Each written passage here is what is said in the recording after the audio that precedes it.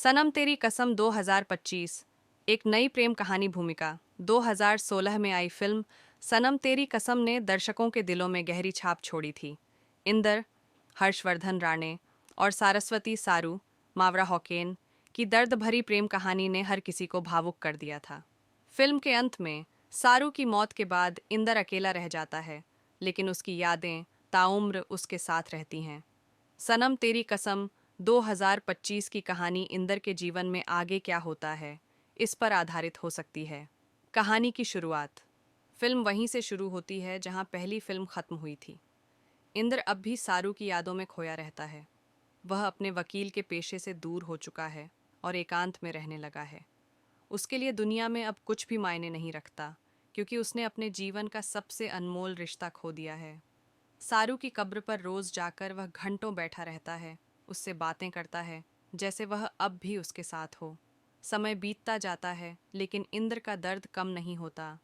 वह अब भी उसी घर में रहता है जहां उसने सारू के साथ अपनी सबसे खूबसूरत यादें बनाई थीं। नई मुलाकात।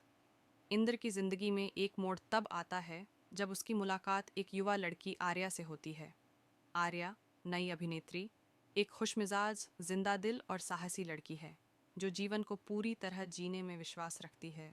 उसकी मासूमियत और खुले दिल से बात करने का तरीका इंद्र को सारू की याद दिलाता है। एक दिन जब इंद्र बहुत ज्यादा नशे में होता है और सड़क पर बेसुध गिर जाता है, तो आर्या उसे अस्पताल पहुंचाती है। धीरे धीरे वह इंद्र से दोस्ती करने की कोशिश करती है। शुरू में इंद्र उसे खुद से दूर रखने की कोशिश करता है, लेकिन आर्या की मासूमियत उसे फिर से जिंदगी की ओर खींचने लगती है। प्यार या दोस्ती। आर्या इंद्र के अतीत को जानना चाहती है, लेकिन इंद्र उसे कुछ भी बताने से बचता है। हालांकि आर्या धीरे धीरे यह समझने लगती है कि वह किसी को बहुत प्यार करता था और उसे खो चुका है। एक दिन इंद्र आर्या को सारू की कब्र पर ले जाता है और पहली बार अपने दर्द को उसके सामने खोलता है। आर्या को एहसास होता है कि इंद्र अब भी सारू के प्यार में बंधा हुआ है। वह उसे समझाती है कि जीवन आगे बढ़ने का नाम है, और सारू भी यही चाहती कि वह फिर से खुश रहे। इंद्र और आर्या की दोस्ती गहरी होती जाती है। आर्या को धीरे धीरे इंद्र से प्यार हो जाता है, लेकिन वह जानती है कि इंद्र के दिल में सिर्फ सारू ही बसती है। इंद्र का बदलाव। आर्या की वजह से इंद्र फिर से अपने पुराने जीवन में लौटने की कोशिश करता है। वह वापस अपने वकील के पेशे में आता है और समाज में अपनी पहचान बनाने की कोशिश करता है। वह पहली बार बिना दुख के मुस्कुराने लगता है, लेकिन जैसे ही वह नई जिंदगी की ओर बढ़ता है, उसे एहसास होता है कि वह आर्या को भी खो सकता है।